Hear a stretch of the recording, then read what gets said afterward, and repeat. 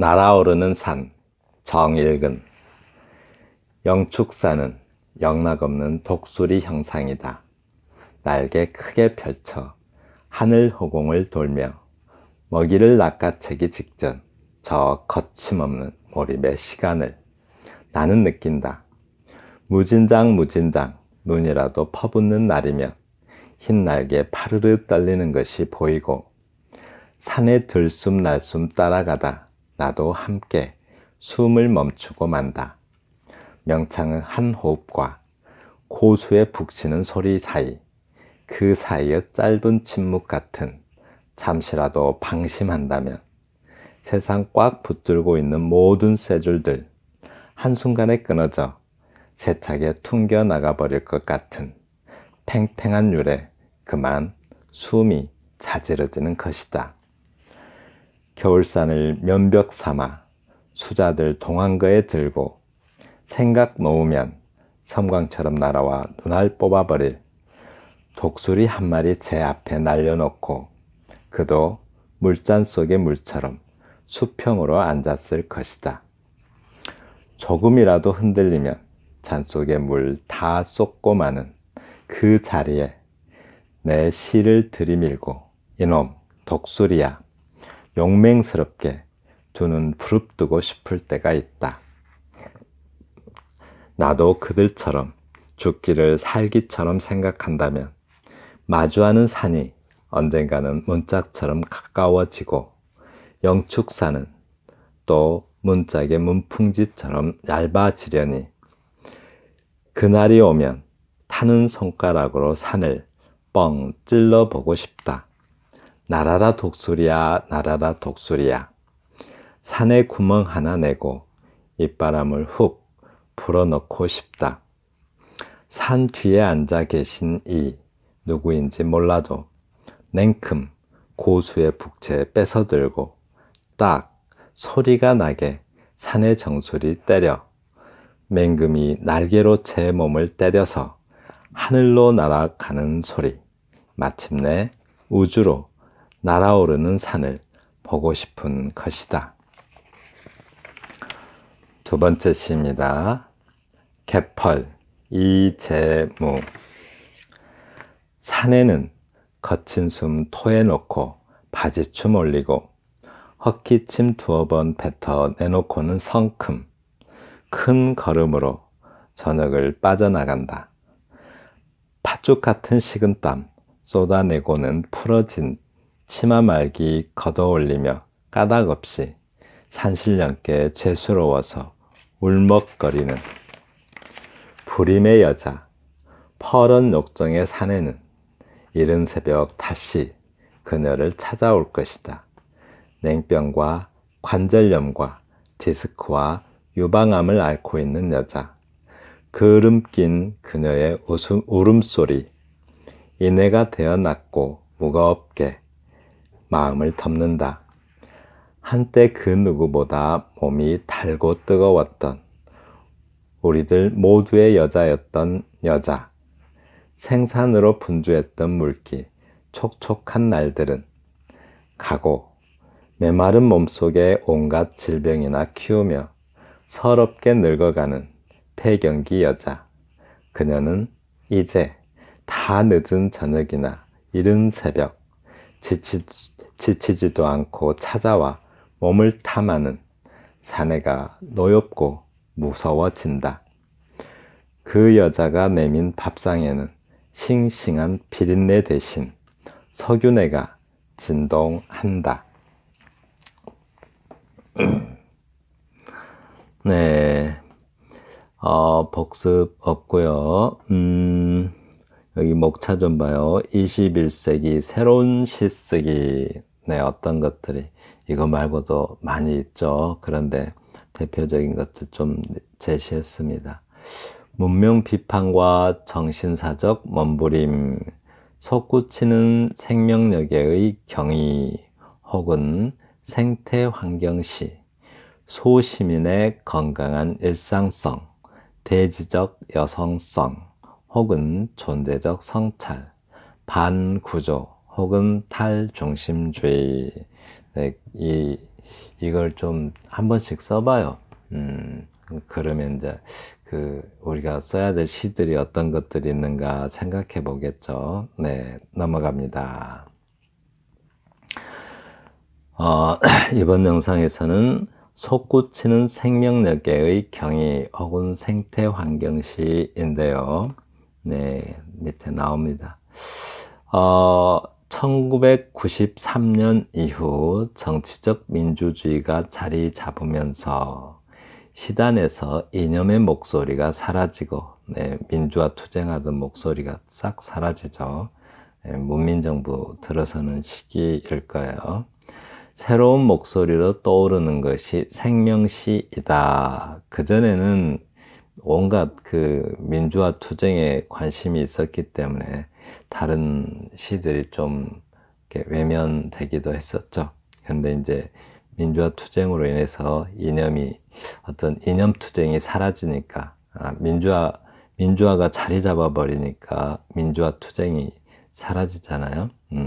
민주화의 목소리가 사라지니까 이념보다는 생명시, 네, 여러 가지가 나오죠. 이제 생명시는 크게 두 갈래의 방향으로 전개되었다.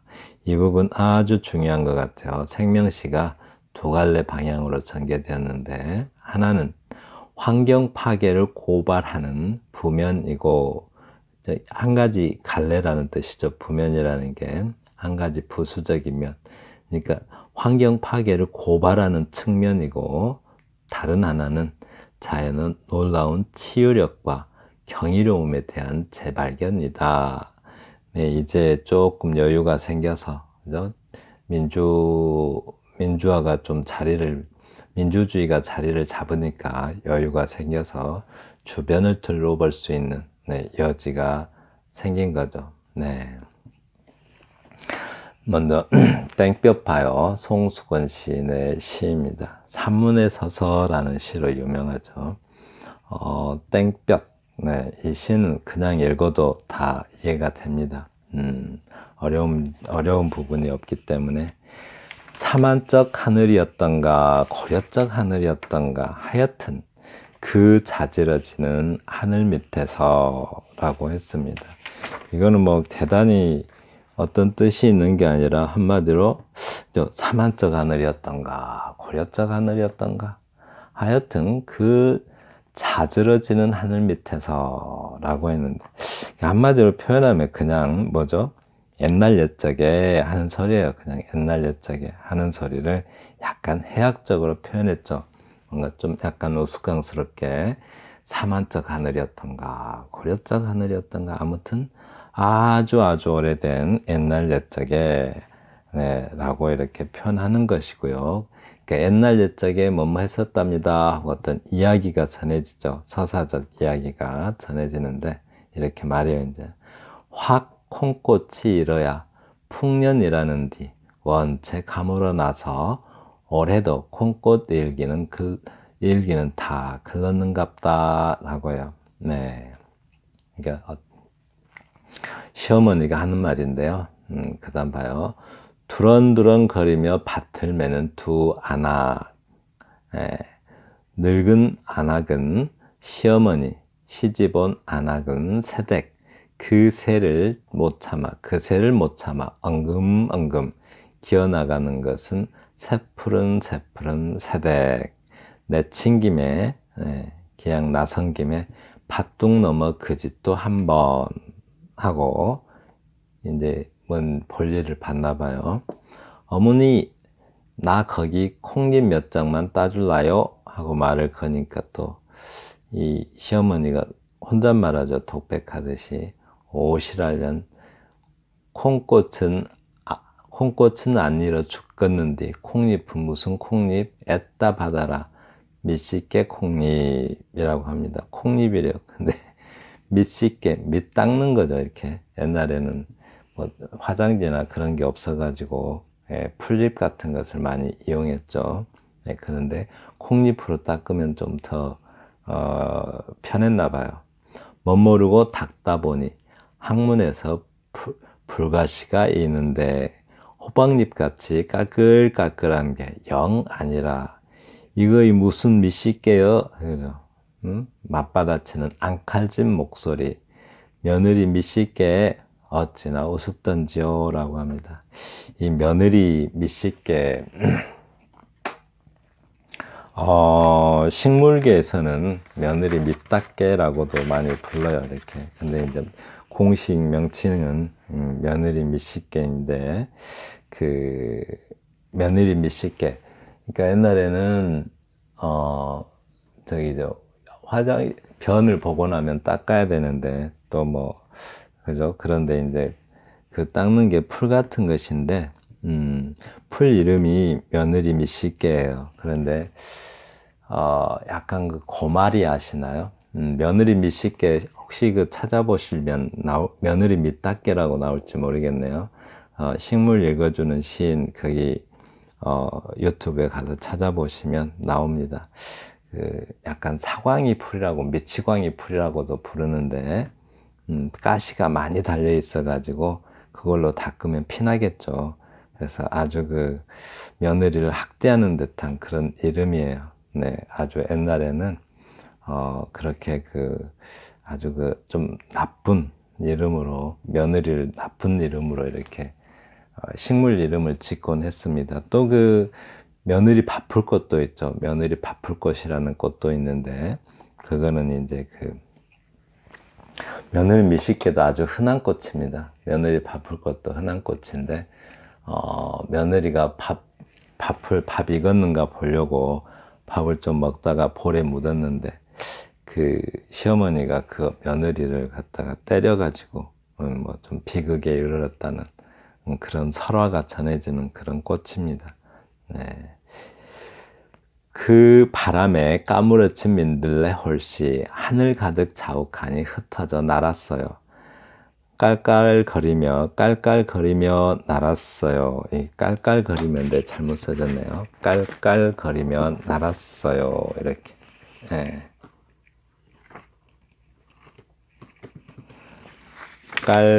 깔깔거리며 날았어요. 대명천지 그 웃음소리. 또 뭣도 모르고 덩달아 콩꽃은 확 일었어요. 라고 합니다.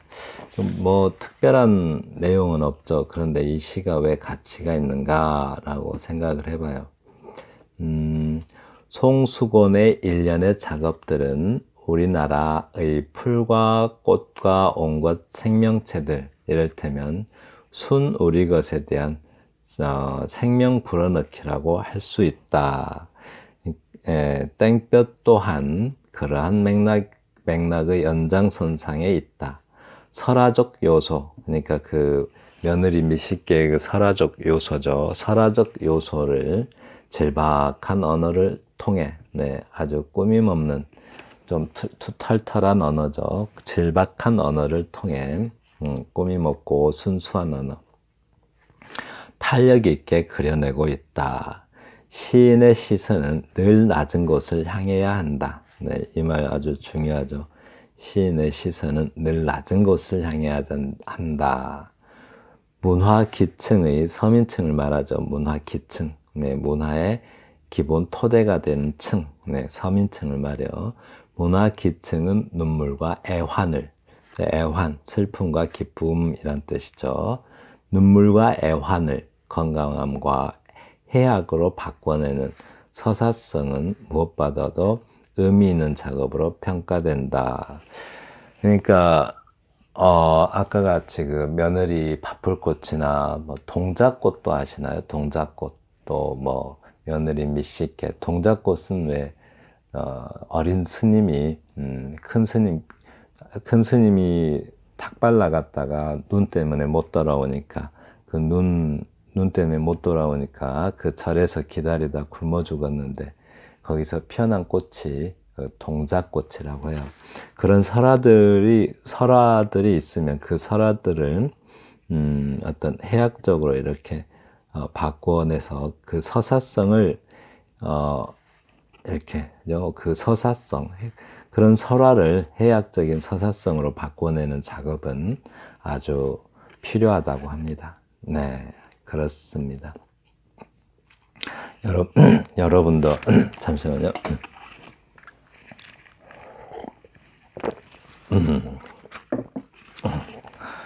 예, 네, 좀 여러분도 이런 어떤 설화가 있으면 그 설화를 이렇게 해학적인 시로 한 번씩 바꿔볼 필요가 있죠. 네, 아주 그것이 좋은 어떤 그 시가 됩니다. 네. 자, 나태주 시인의 촉 보겠습니다. 촉이라고 하면 그 새싹을 한 촉, 두 촉 이렇게 말해요. 새싹을 촉. 네. 무심히 지나치는 골목길, 두껍고 단단한 아스팔트 각질을 비집고 솟아오르는 새싹의 촉. 송수건 시인의 시는 그 생명, 그러니까 우리 고유종 어떤 우리 주변에 나는 그런 어떤 꽃들의 설화를 살려서 이렇게 생명을 불어넣었다면 이 나태주 시인의 촉은 어떤 느낌인지 한번 생각하면서 읽을 필요가 있죠. 무심히 지나치는 골목길, 두껍고 단단한 아스팔트 각질을 비집고 솟아오르는 새싹의 촉을 본다. 어랄라 저 여리고 부드러운 것이 한 개의 촉 끝에 지구를 들어올리는 힘이 숨어 있다 라고 합니다. 우리 도시에서는 골목길이 다 시멘트 아스팔트로 다 포장해 놔 버렸죠. 그 지구의 입장에서 보면 인간은 아주 그 악성, 그러니까 불치병이죠. 인간은 지구의 입장에서 보면. 왜냐하면 온갖 지구 표면에다 피부병처럼 그 아스팔트 깔아버리고 막 콘크리트 건물 지어 올리고 뭐 땅속을 막 파헤치고 이러니까 지구 입장에서 보면 인간이 굉장히 그 악성 질환, 그러니까 악성 불치병 어떤 그 바이러스 아니 뭐 세균 같은 것도 이겠죠. 지구 입장에서 보면.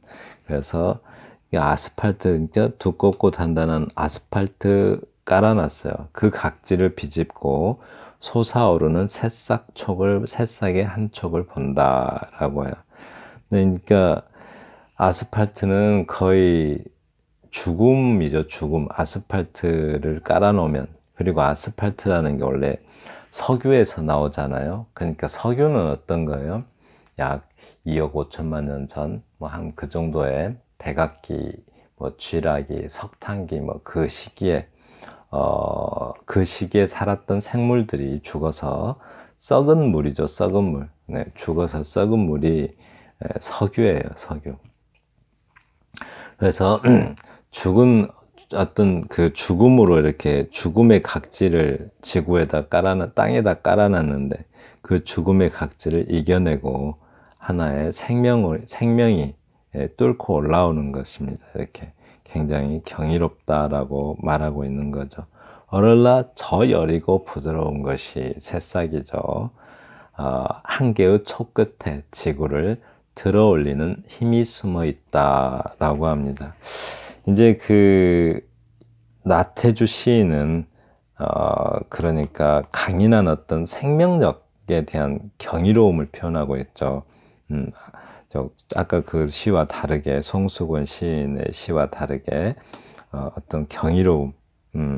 그러니까 그 아스팔트와 같은 그 죽음의 껍질, 악성 피부병을 뚫고 올라와서 어떤 그 생명을 이어가려고 하는 그 어떤 생명의 뭐랄까요?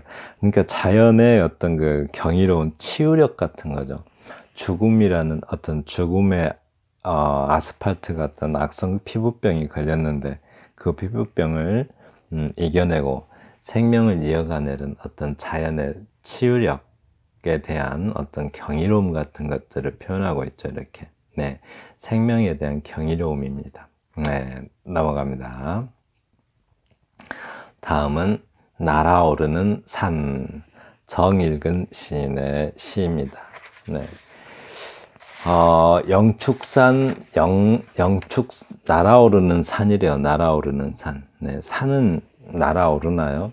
가만히 있죠. 근데 이 제목만 보고도 이 시가 어떤 시구나 하는 것을 좀 눈치는 챌 수 있을 것 같아요. 산은 가만히 있는데 시인은 그 산을 보면서 날아오르는 것을 상상하고 있어요. 그러니까 산이 무생물로서 존재하는 게 아니라 생명체처럼 막 움직이는 존재이기를 시인은 바라고 있는 거겠죠. 상상하고 있는 것. 네, 그렇게 볼 수가 있습니다. 영축산, 영락없는 독수리의 형상이다. 영축산은 산은 뭐라 하지 않고 가만히 있는데, 영축산은 그 울산시에 있는 산의 이름이죠. 영축산은 네, 발음 뭐 우연일지도 모르겠는데 영축산 뭐 영락없는 뭐 이렇게 표현하고 있죠. 이렇게 영축산은 영락없는 독수리의 형상이다라고 합니다. 네, 산은 가만히 있는데 시인은 그 산을 독수리의 형상으로 보고 있습니다. 그러니까 그 아까 좀 전에 말했나요? 그러니까 산은 무생물이잖아요. 그 무생물을 생물로 보고 싶은, 그러니까 움직이는 생물로 보고 싶은 화자의 마음인데, 그러니까 산을 움직이는 동적인 생물로 보고 싶은 화자의 마음을, 그 마음이 어떻게 생겼는지 모르잖아요, 우리는. 근데 그 마음을 탁 구체적인 형상으로 탁 말해줘요, 이렇게. 바로 화자가 그 생각하는 움직이는 형상은 뭐냐면 독수리 형상이다 라고 말해주죠. 그러니까 영축산은 독수리 같은 그런 형상이래요. 날개 크게 펼쳐 하늘 허공 돌며 먹이를 낚아채기 직전 저 거침없는 몰입의 긴장을 나는 느낀다. 네, 화자가 느끼고 있어요. 무진장 눈이라도 퍼붓는 날이면 흰 날개 파르르 떨리는 것이 보이고 산에 들숨 날숨 따라가다 나도 함께 숨을 멈추고 만다 라고 합니다. 네, 사실은 산은 가만히 있죠. 그런데 산을 뭐로 상상하고 있어요? 독수리로 상상하고 있어요. 그래서 네, 산을 보면서 이런 걸 느껴요. 막 먹이를 낚아채기 직전에 그 독수리의 그 긴장감, 그걸 상상하고 그 몰입하는 긴장을 화자가 느끼고 있습니다. 그래서 눈이라도 퍼붓는 날이면 흰 날개에 파르르 떨리는 것이 보인대요. 네, 눈 설산을 보면서 이 상상을 하는 거죠. 독수리니까. 그 설산은 마치 독수리라고 상상하니까 네, 이 모습이 보인대요. 산에 들숨 날숨 따라가다 나도 함께 숨을 멈추고 만다. 그러니까 산이 독수리니까 독수리가 먹이를 탁 상냥하기 전에 그 한순간의 긴장감을 이렇게 표현하고 있어요. 그런데 그 긴장감이 또 어떤 긴장감이냐면 명창의 한 호흡과 창을 부르는 한 사람의 한 호흡과 그리고 고수가 있죠. 누가 창을 하면 그 앞에 앉아있는 북치는 고수가 있잖아요.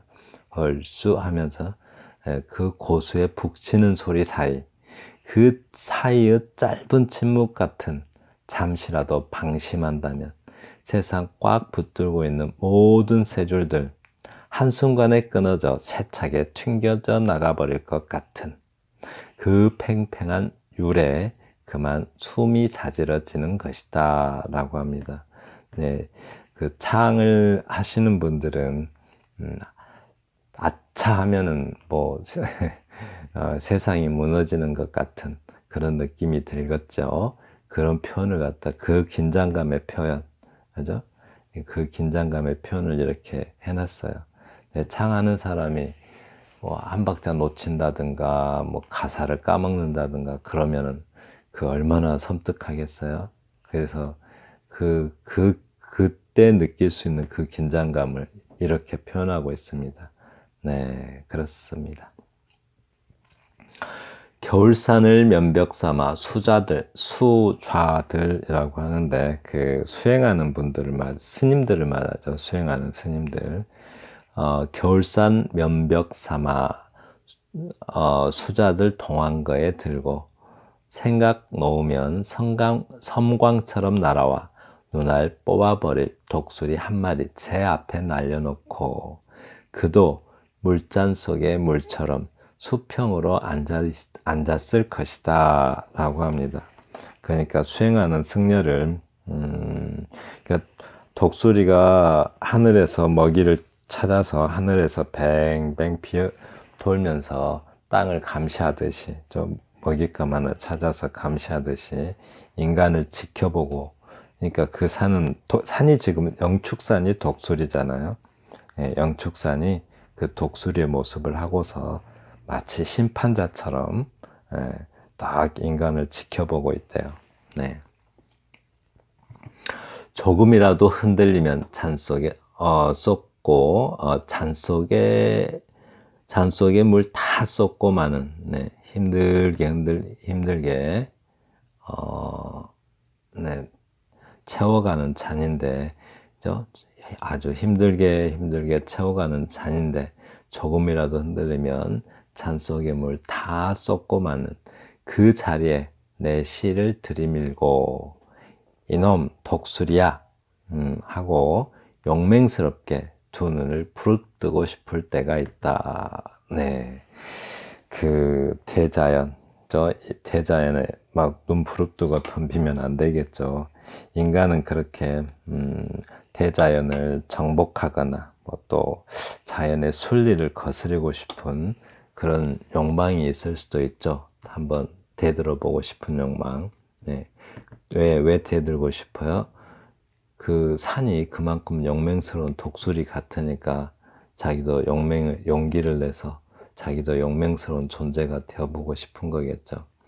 나도 그들처럼 산이 언젠가는 문짝처럼 가까워지고 영축산은 또 문짝의 문풍지처럼 얇아지려니 그날이 오면 타는 손가락으로 산을 뻥 찔러보고 싶다. 네, 뭐 수행자처럼, 그러니까 이렇게 죽기를 살기처럼 생각한다면, 지금 여기 맞죠?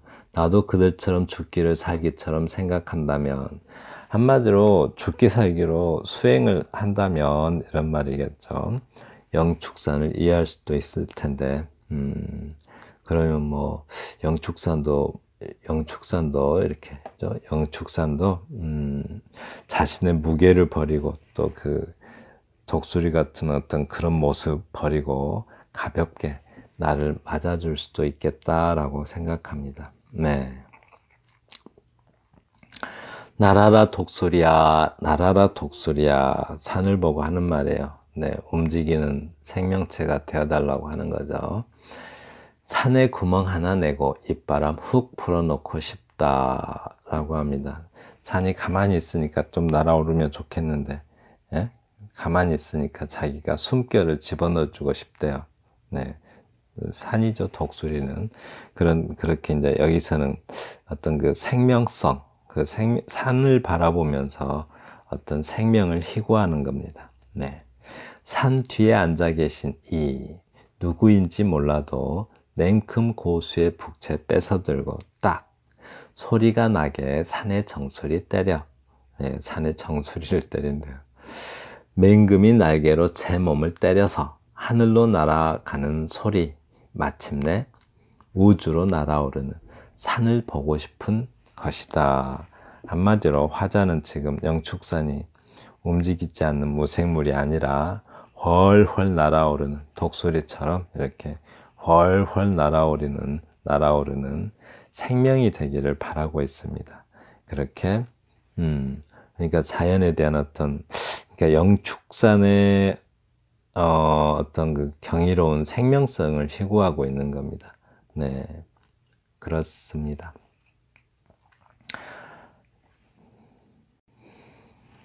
다음 시는 개펄, 이재무 시인의 시입니다. 개펄.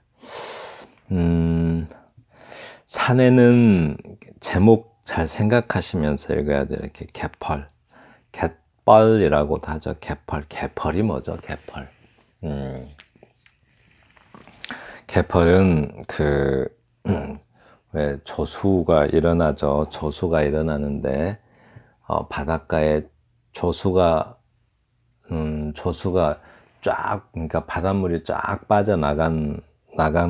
나갔을 때와, 그리고 그러니까 바닷물이 쫙 빠져나갔을 때를 간조라고 하죠. 썰물 때 바닷물이 쫙 빠져나가서 가장 낮아진 상태, 그때를 간조라고요.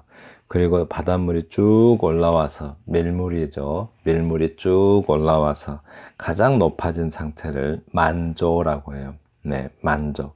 그 간조와 만조 사이에 있는 그 면적을 개펄이라고 하죠. 개펄. 대부분은 이제 개펄은 좀 약간 진땅으로 되어 있죠. 진땅. 근데 진땅이 아닐 때도 있어요. 산에는 거친 숨 토해놓고 바지춤 올리고 헛기침 두어 번 뱉어내놓고는 성큼 큰 걸음으로 저녁을 빠져나간다 라고 합니다. 산에는 바닷물이에요. 바닷물. 그러니까 조수죠. 조수. 바닷물. 조수인데 조수가 이렇게 쑥 해질녘이 되면은 이렇게 왔다가 마치 그 사내가 잠깐 여자를 만나고 간 것처럼 개펄을 만나고 떠나가는 모습입니다. 그러니까 사내가 파도가 쭉 그 바닷물, 조수가 바닷물이 쑥 한번 올라와서 거친 숨 한번 토해놓고, 그리고 그 남자가 여자 만나고 떠날 때처럼 바지춤 올리고 헛기침 두어 번 뱉어내놓고 성큼 큰 걸음으로 다시 밀물이 되어서 빠져나갑니다. 그 바닷물을, 조수를 갖다가 이렇게 마치 남자처럼 이렇게 표현해 놨습니다. 제목이 개펄이니까 그렇죠. 여자를 찾아왔다 떠나는 사내가 마치 그 밀물로 왔다가 썰물로 떠나가는 조수인 거죠. 네, 그렇습니다. 그리고 팥죽 같은 사내가 떠나가고, 즉 바닷물이 떠나가고 홀로 남은 여자처럼 개펄은 혼자 남아서 이래요. 이렇게 팥죽 같은 식은땀 쏟아내고는 풀어진 치마 말기 걷어올리며 까닭없이 신령님께 죄스러워 울먹거리는 불임의 여자라고 합니다. 이렇게 불임의 여자래요.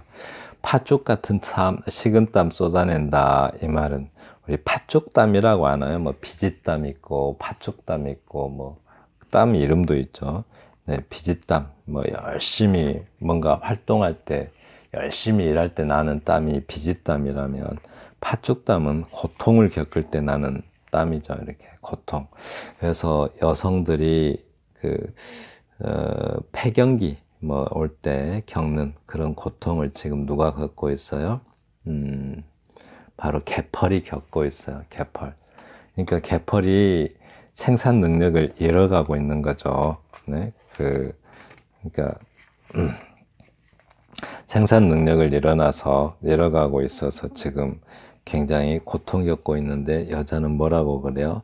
천지신령께 죄스러워서 울먹거리는 부름의 여자라고 합니다. 왜 천지신명에게 죄스럽다라고요? 왜요? 이제 그 생산 능력을 잃어버려서 개펄이 생산할 수 있는 어떤 생명성을 잃어버려서 굉장히 오염되는, 그러니까 산업화에 의해서 개펄이 많이 파괴되고 있죠. 그 상태에 대해서 신령님에게 천지신명께 죄스럽게 생각합니다. 퍼런 욕정의 산에, 바닷물이죠. 퍼런 욕정의 산에는 이른 새벽 다시 그녀를 찾아올 것이다. 그러니까 조수 간만이 일어나는 것은, 간조, 만조가 일어나는 것은 왜 그래요? 아침에 한번 이렇게 오고 쑥 밀려왔다, 또 저녁에 한번, 아침에 한번 쑥 밀려왔다 쑥 빠져나가고, 또 저녁에 한번 쑥 밀려왔다 쑥 빠져나가죠. 그 상태를 이렇게 표현해 놨어요. 퍼런 욕정의 사내래요. 바닷물은 바닷물이죠. 이른 새벽 다시 그녀를 찾아올 것이다. 네, 찾아오겠지만 그 사내가 찾아오겠지만 그 바닷물이 사내로서 욕정을 품고 사내로서 찾아오겠지만 저희 그 개펄은 지금 그 개펄은 뭐랄까요, 그 생산 가능성이 없죠. 왜냐하면 그 파괴됐으니까, 그죠? 생산 능력을 잃어버렸기 때문에 파괴돼서 그 생산을 못하죠. 그리고 네, 또 이른 새벽 다시 그녀를 찾을 것이지만 네, 아무것도 개펄은 생산해낼 수가 없어요. 너무 파괴돼서. 그러니까 여기서 사내를 파도니 어쩌니라기보다는 현대를 살아가는, 그러니까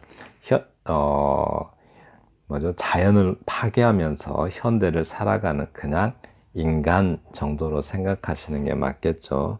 진짜 사내로 생각하는 게 아니라 또는 파도, 바닷물이 아니라 현대를 살아가는 그런 자연을 파괴하는 인간, 네, 그 정도로 생각하는 것이 맞겠죠.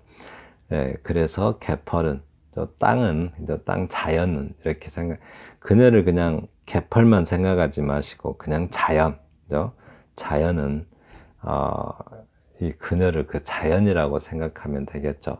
그 자연은 생산 능력이 없어요. 사내가 와도 폐경기의 여자가 아이를 낳을 수 없는 것처럼 지금 네, 우리의 돼지들이 생명력을 잃어가고 있음을 고발하고 있습니다.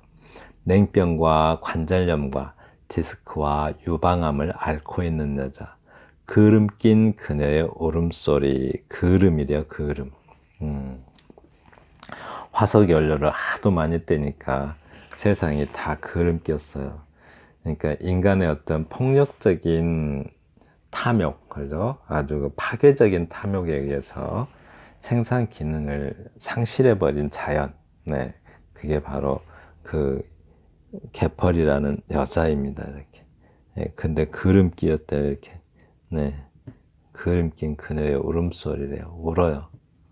네, 인해가 돼요. 그 울음소리 인해가 된대요. 그름 끼었으니까 인해가 되겠죠. 인해라는 게 뭐죠? 그름 낀 것처럼 주로 이제 그 해질 무렵 또는 뭐 해질 무렵에 보이는 어떤 흐릿한, 그죠? 대기가 좀 약간 흐릿한 느낌이 있죠. 해질 무렵에 보이는 그 흐릿한 느낌의 기운을 인해라고 하는데, 여기 위에 그림이 꼈다고 그랬잖아요. 이렇게. 그림이 낀 그녀의 울음소리, 인해가 되어, 이렇게. 울음소리가 인해가 됐대요. 청각이 시각화됐어요. 네. 인해가 되어 낮고 무겁게 마음을 덮는다 라고 합니다. 네. 우리가 잠깐만요. 여기구나. 한때 그 누구보다 몸이 달고 뜨거웠던 우리들 모두의 여자였던 여자. 한때는 생산 능력이 있고, 그죠? 어떤 젊은 여성처럼 생산 능력이 있고 그랬었는데 이제는 뭐 네, 그런 여자였다는 거죠. 아주 그 기름진 자연이었었던 거죠. 네, 생명이 살 수 있는 기름진 자연이었었대요. 생산으로 분주했던 물기 촉촉한 날들은 젊은 날이겠죠. 가고 젊은 날은 갔어요. 메마른 몸속에 온갖 질병이나 키우며 서럽게 늙어가는 폐경기 여자.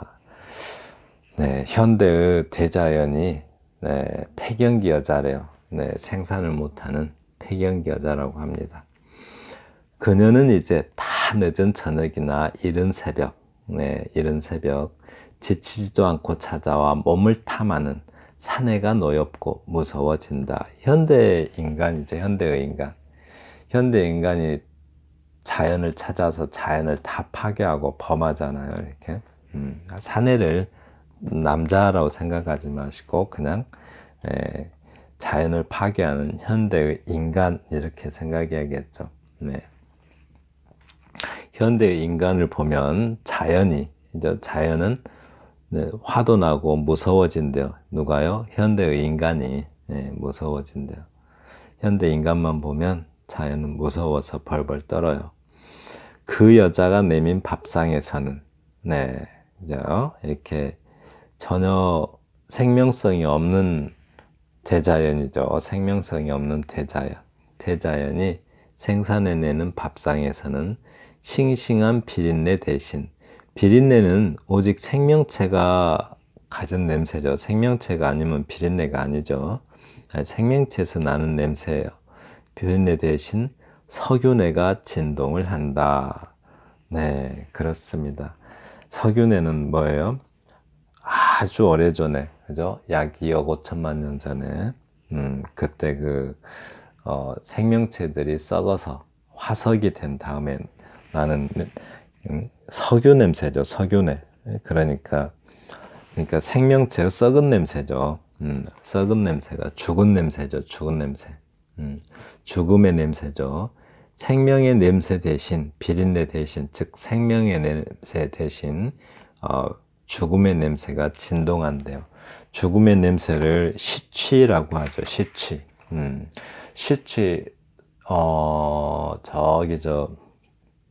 한강 소설 중에 소년이 온다에 보면 거기 시취라는 단어가 나오던데요. 그냥 생각나서 말해봤습니다. 그러니까 이게 우리가 지금 대자연에는 너무 파괴돼서 이렇게 생명의 냄새가 아니라 대자연에도 온갖 석유내가 진동을 한대요. 플라스틱 쓰레기들, 그런 플라스틱 쓰레기들이 바다에는 심각하게 버려져 있죠. 그래서 바닷가가 플라스틱 쓰레기로 몸살을 앓는다고 해요. 플라스틱 쓰레기도 석유를 이용해서 만들죠. 네, 그렇다고 합니다. 그렇게 어떤 생명의 죽음에 대해서 지금 고발하는 그런 시입니다. 네, 지금까지 들어주셔서 감사합니다. 다음 영상에서는 소시민의 건강한 일상성에 대해서 살펴보겠습니다. 감사합니다.